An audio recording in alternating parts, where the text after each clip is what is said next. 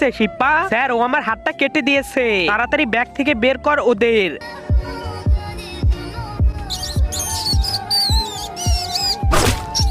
ঠিক আছে স্যার, মারেন মারেন। আরে এগুলো কি করলে তুমি? আরে ওরা তো ভয়ঙ্কর না। না, ওরা ভয়ঙ্কর ছিল না।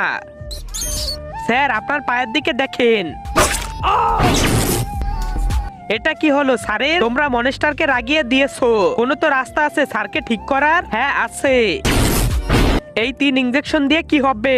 এর মধ্যে একটা ইনজেকশনে তোমার স্যার ঠিক হবে। তো ঠিক আছে, আমি তাহলে সেটাই করি।